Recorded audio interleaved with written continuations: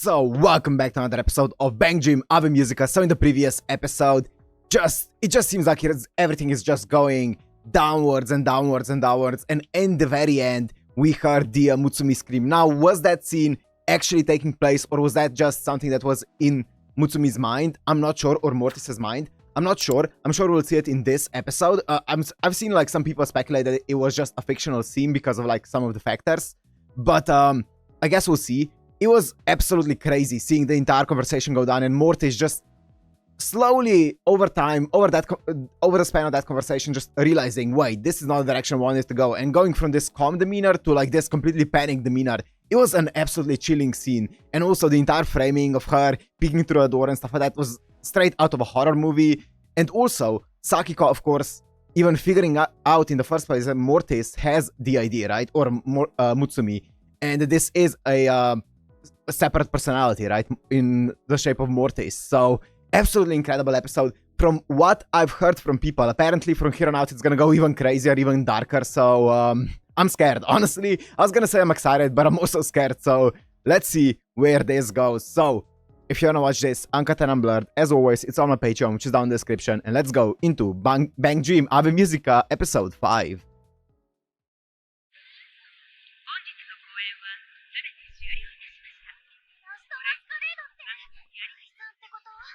It actually happened!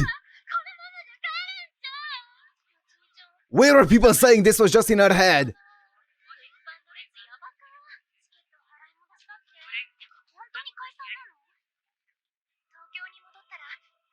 Oh, the OST!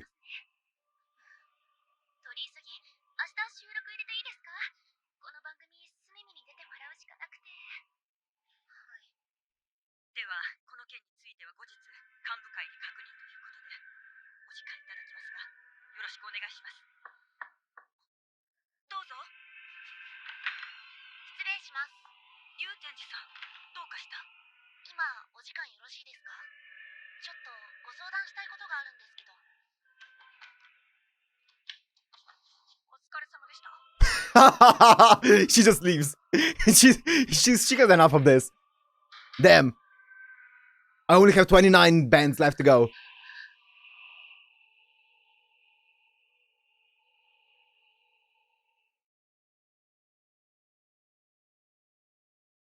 Holy shit.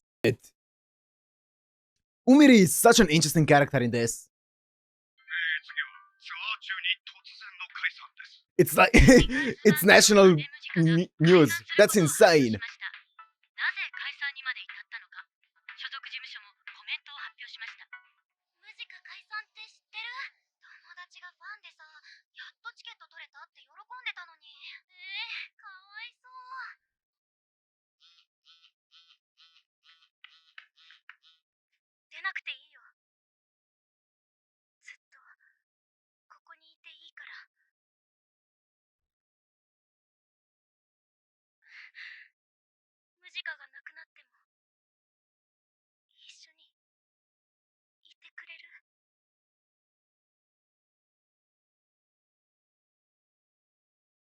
Ooh.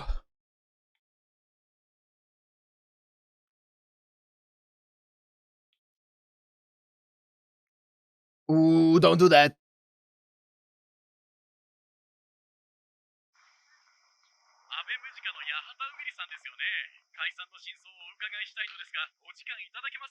You're asking the wrong girl. Yep, you're asking the wrong girl there. Yeah. Dude.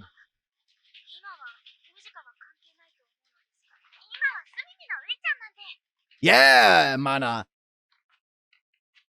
Interesting. I do want to know more about Uika because I know there's like a bunch of theories surrounding her, but I feel like right now she's more or less just kind of like really good to Sakiko, and like I don't know exactly why. Maybe were they that close? I guess they were really close. I want to know if there's more to that. But yeah, I don't want to make any theories before they actually confirm anything. But I do want to know more about her, and Umiri as well. I feel like she's just very she disassociates a lot with from the other people. So I think she just, I don't know. I want to know more about them. That's what I'm trying to say. I want to know more about especially Umiri and Uika.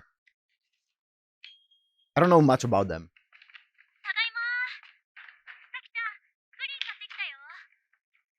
Well.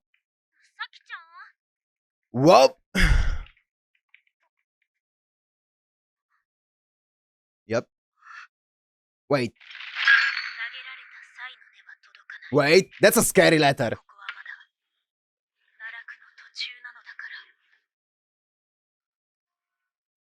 That's a really scary letter. Okay, back to the call center. Okay.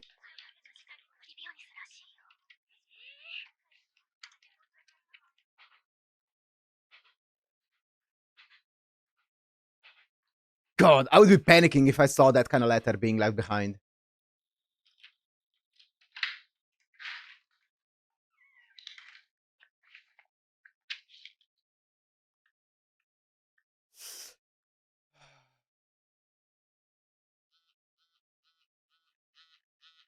Ah.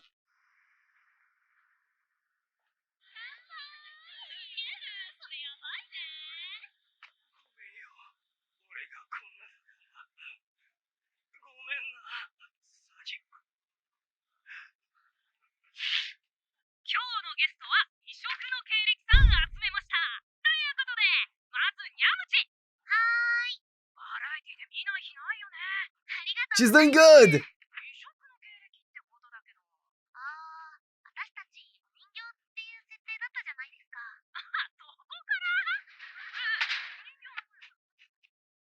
Ah, math?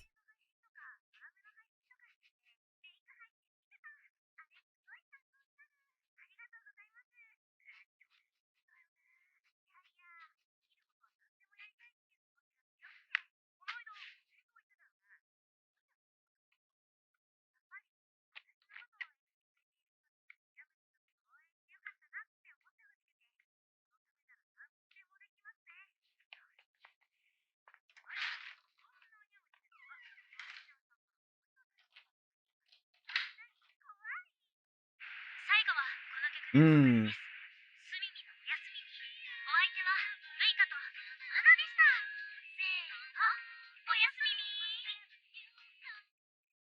Ooh, that's gonna hurt. Everyone else has like something else they're doing apart from you, Sakiko.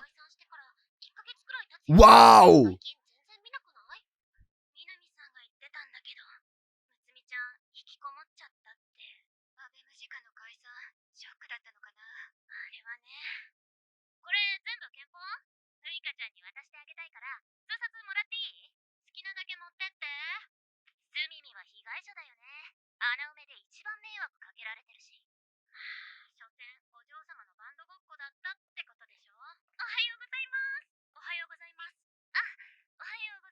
I can see it coming off that way. Yeah, that makes sense.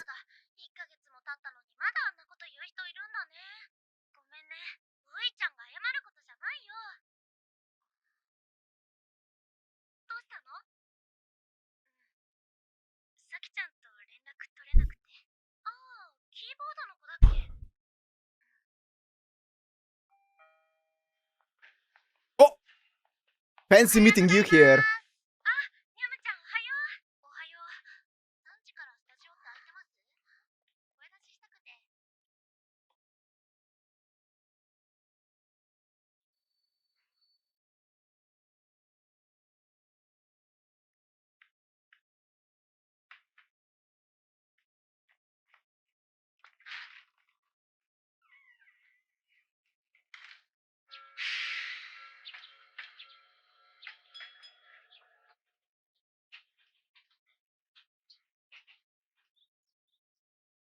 Oh, it's this slope. Oh. What does that say?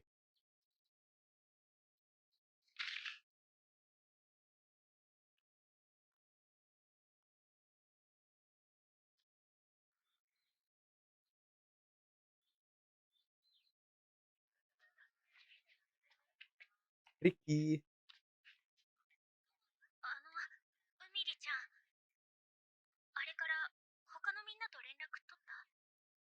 No, of course not.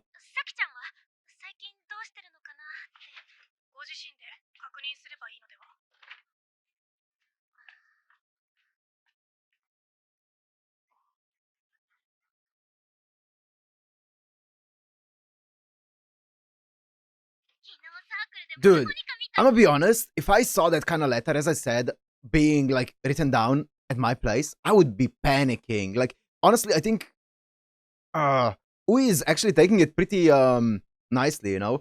I would be panicking that she would be not doing great, you know. That kind of letter is very scary. But I do think that Ui, it's interesting. She is obviously, she cares about a lot about Sakiko, and I feel like right now it's still normal. I wonder if it's gonna go into like some kind of obsessive levels, but I feel like right now it's still very much just she cares about her as a friend and she wants to help her out a lot. The thing is, we haven't seen as like how deep their friendship actually is. Like all in all, it seems like we appreciate Sakiko a lot more than Sakiko appreciates her, but that could also just be due to the fact that, as I talked about multiple times earlier, Sakiko doesn't feel like she has the capacity right now to care about everything that's happening around her because of there's so many things happening to her right now, right? And in her direct vicinity, that she doesn't have the capacity to care about the relationships around her, like her friend in Ui, right? So I mean, and we did see her confide in Ui a few times, right? So we know that they're close. It just feels like right now that Ui is closer to Sakiko, or like Sakiko more than Sakiko likes Ui. But as I said, that could just be due to Sakiko's circumstances.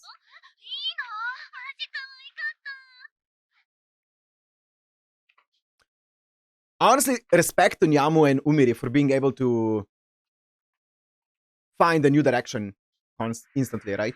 They had a plan B from the start. I respect that.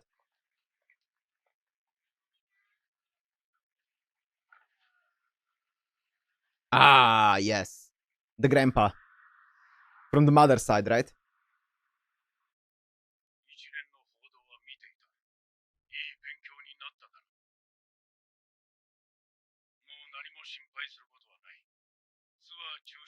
Okay, I was wondering about this. Okay, good.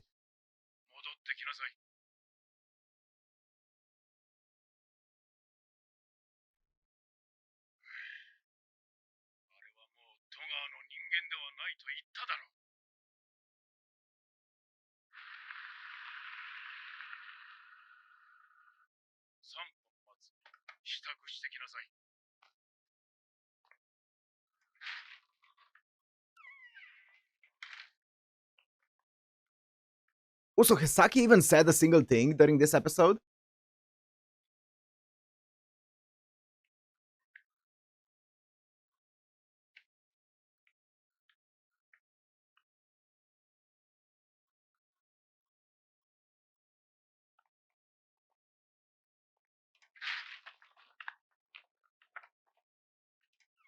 Yeah. Yep. I don't blame her.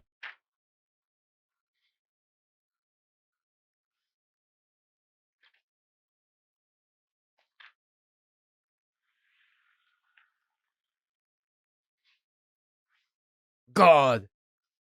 Oh, look, I'm pausing a lot, but I just have something to say. I know that the dad is obviously like it's horrible the way that he's reacted to the entire thing and how he's treating Sakiko and stuff like that. But God, I feel bad for him as well. Like he's been through like things that would just break anyone, no matter who was in his situation. Like having a person you love with all your heart die and then getting a trillion yen debt passed on to you, and now even having your daughter leave you. As much as I think that Sakiko is in the right to leave him, I I can't blame him for being broken the way that he is, right? I do think, obviously, I don't think what he's doing is right, but I also feel horrible for him. He was also a victim of so many different circumstances. But yeah, as I said, isn't enough to excuse his actions, but still. I feel bad for him. I really do.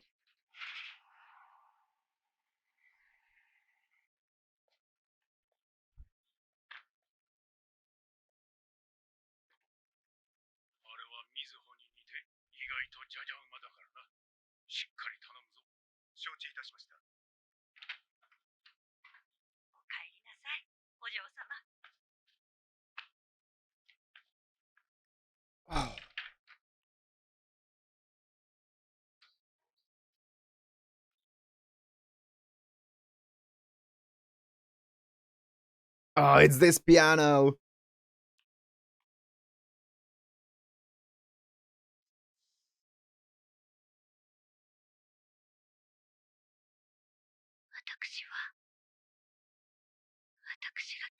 うん。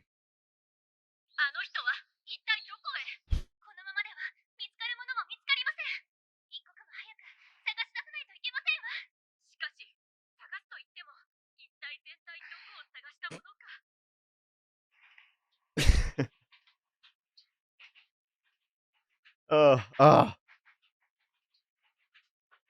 Mortis.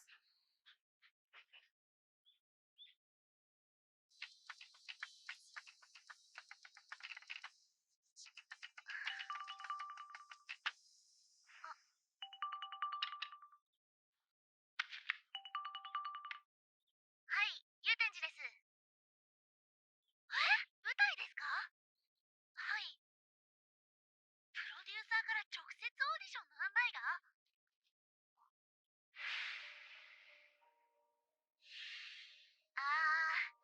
演技はまだ勉強中なんで、今はバラエティ方面で頑張りたいなって思ってるんで。はい、せっかくの機会なのにすみません。ありがとうございます。Is she feeling inferior?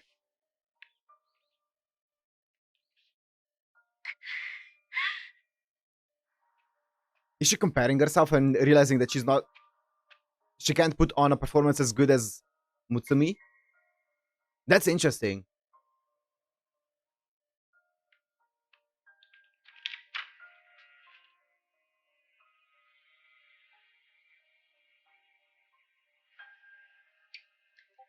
Oh, sorry about that.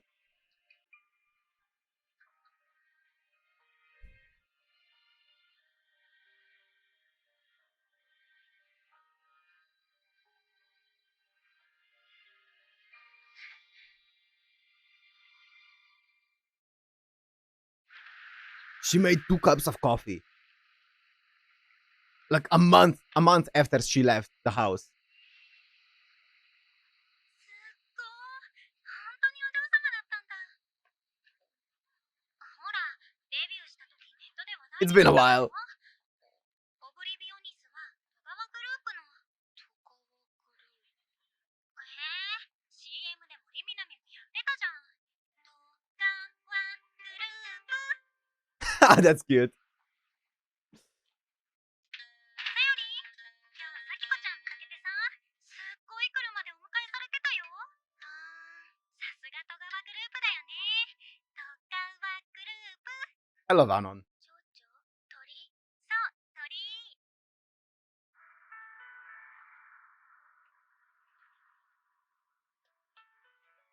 What's up, Tomori? お幸せに。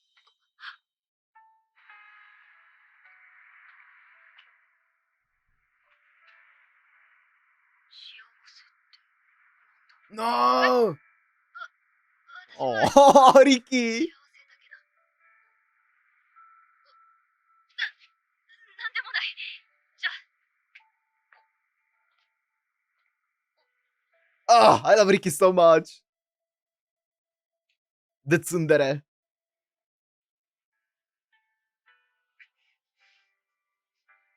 Dude, I love how much of an artist Tomori is. She just wants to express herself with like her songs. She's great. これはギターパートなので、むつみが弾きますわ。次はキーボードなので私が。で、その下がソヨ。ベースですわね。一番下がタキのパートですわ。できましたわ。わからないことがあったら、またいつでも聞いてくださいな。前に、あそこ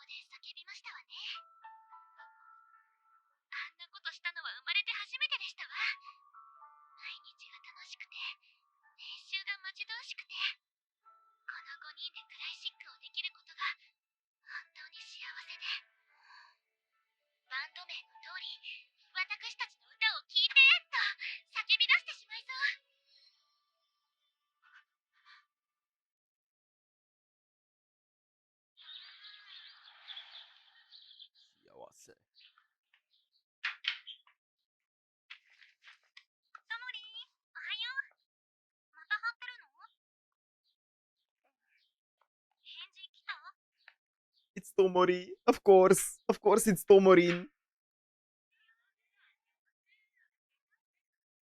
Oh. She's such a cutie.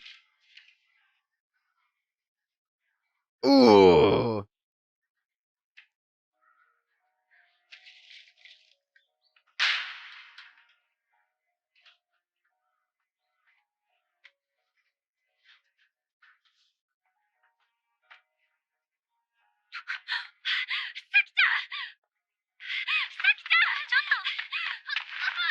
Ah!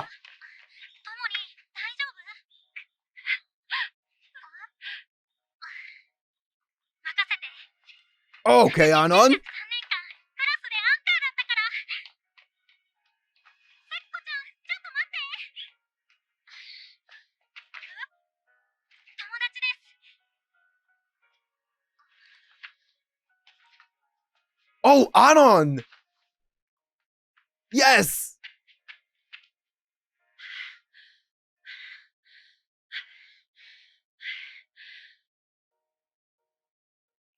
Oh, I love Anon so much. トモリ何か用があったんじゃないの？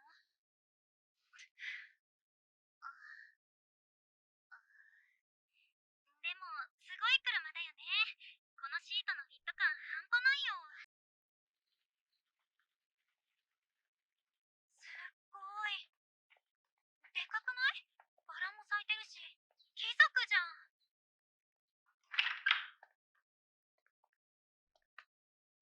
あれ？靴のまま？ Hmm. トモリ上履き。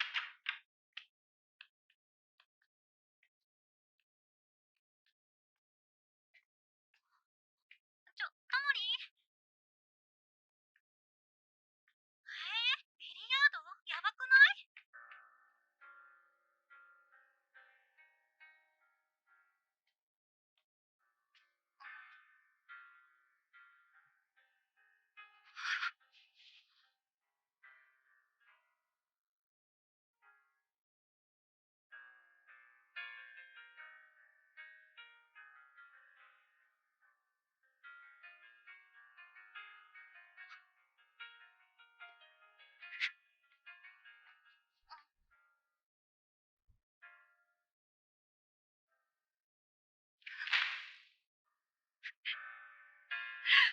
さきちゃん、バンドや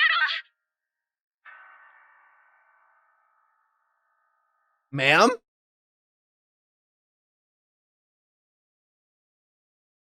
What's the plan? What? Is the plan to be like Umiri? To be like in multiple bands? I think I'd seen. Mutsumi! むつみちゃんと同じクラ Oh, ス no, の no, no, 私 no, です。 no, no, no, no, no, no, no.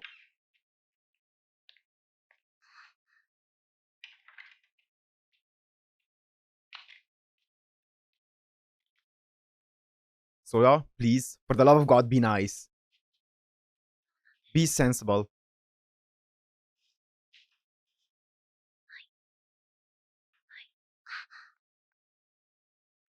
No, I don't like that. I don't like that. I don't like that. I don't like that. I don't like that. ず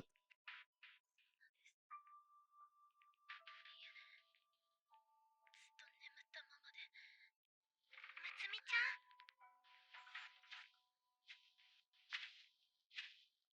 もしもし、お医者さんですか？はい。はい。むつみちゃんが起きないんです。はい。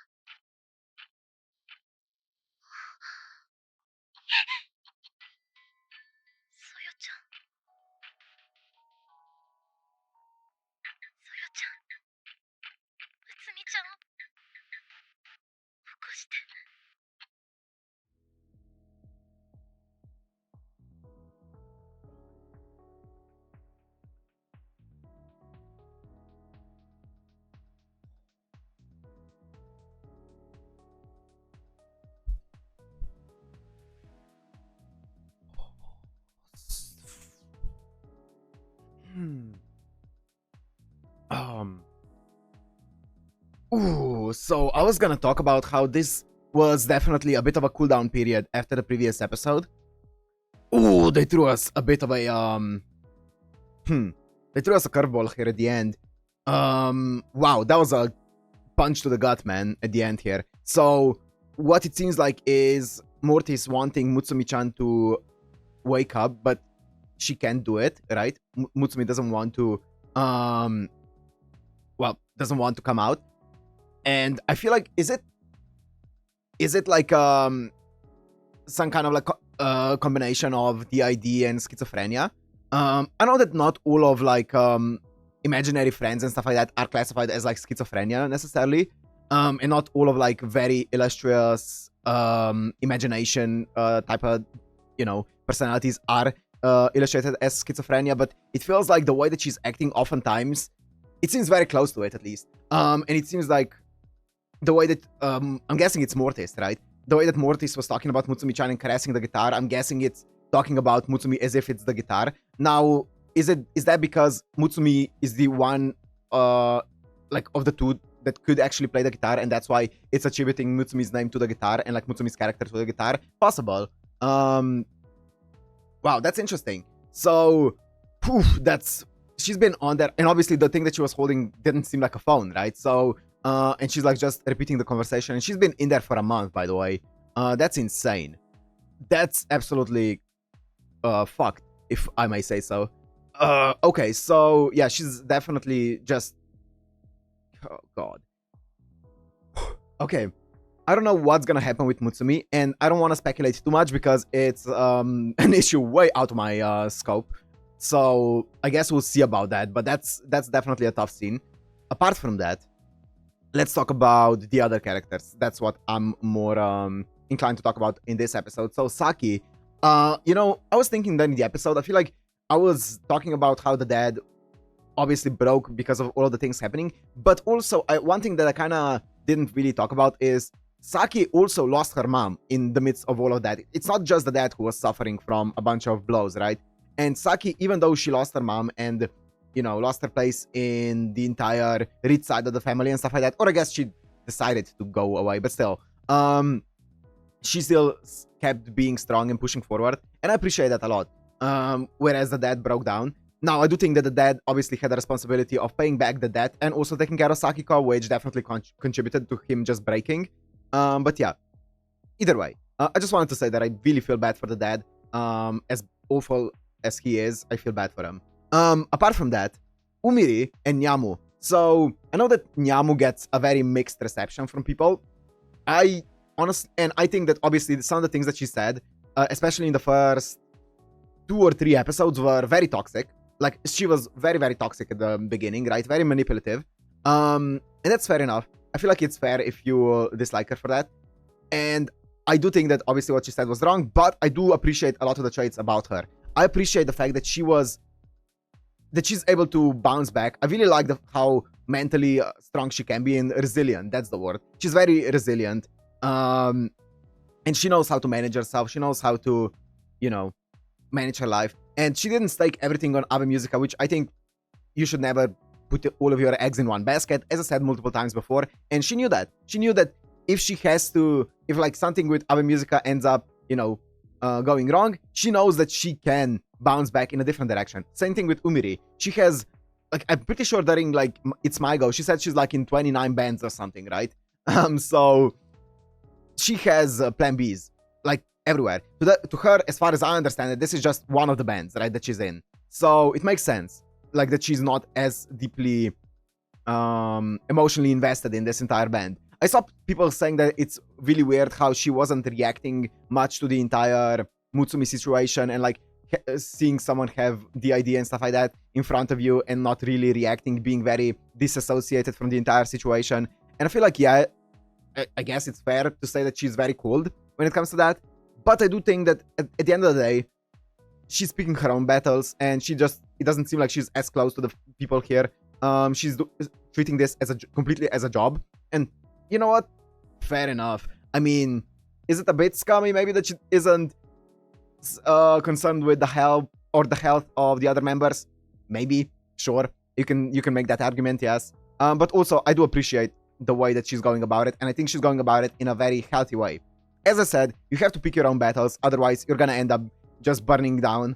And yeah, Sakiko is trying to pick her own battles, but even her own battles that she's picked are way too tough to handle. So she's definitely burning down, which is harsh to see. She said that she hates herself and stuff like that.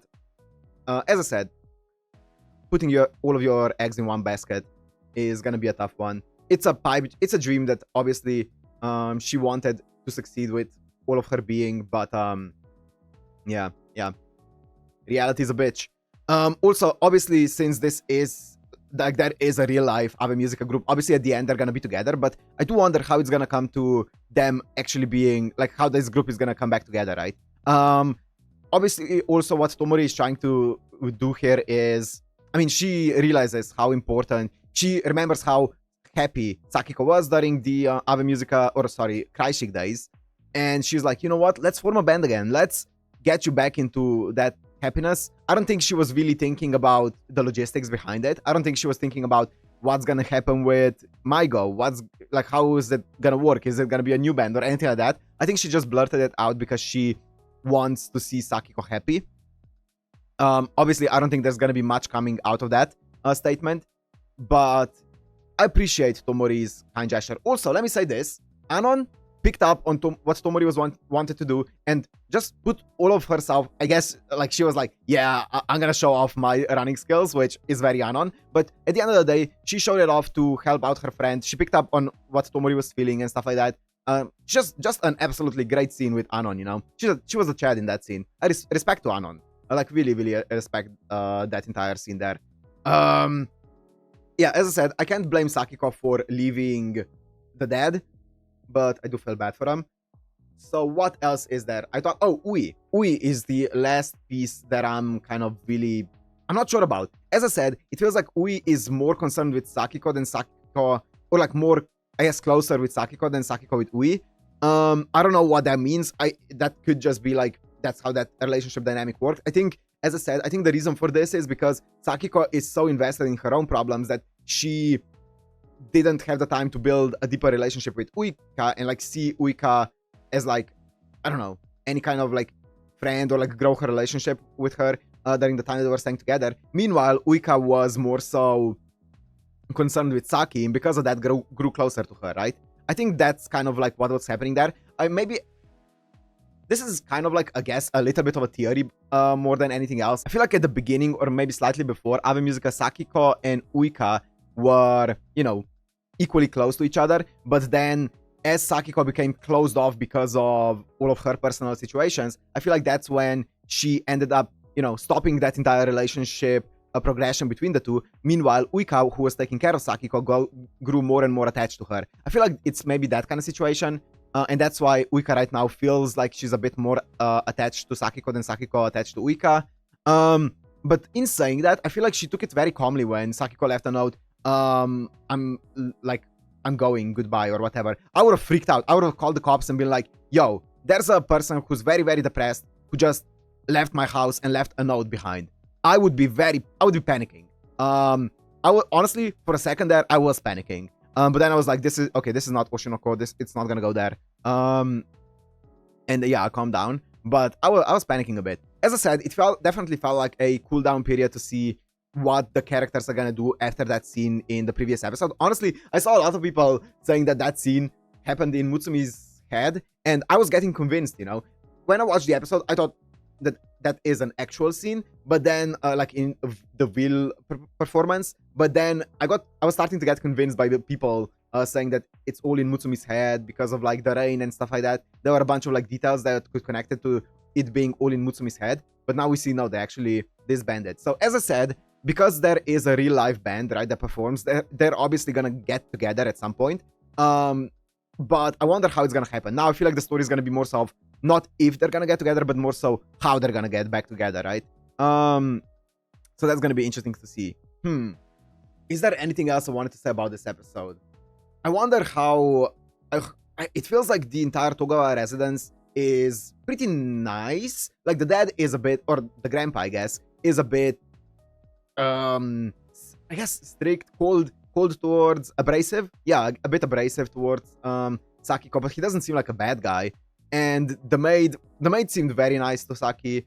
And the one thing that I liked was the connection between Minami and the Togawa household, because we know that they used to hang out, right? Mutsumi and Sakiko. And I guess this kind of explains the entire connection that they had. It's because Minami used to be in an ad for the Togawa residence or the Togawa group. Makes sense. That's where the entire friendship came from. That's cool. So yeah, I guess now the main question is with Mutsumi. As I said, I don't want to go too into it because I'm sure they're gonna give us more information about it. So I don't want to speculate too much on like mental disorders and illnesses and stuff like that, because that doesn't seem like the right thing to do. So I'm just gonna shut up and let the next episode explain it for me. But this was a fantastic episode. Whew. I was definitely feeling anxious throughout it, but luckily, apart from the after credit scene, it was pretty alright. It was pretty alright. It didn't have the climax that the previous episode had. But then the after credit scene happened and they were like, you know what, fuck you. So yeah, either way, I'm gonna end this one here. Hope you guys enjoyed. If you did, make sure to like, comment, subscribe, and I'll see you in the next one. Peace.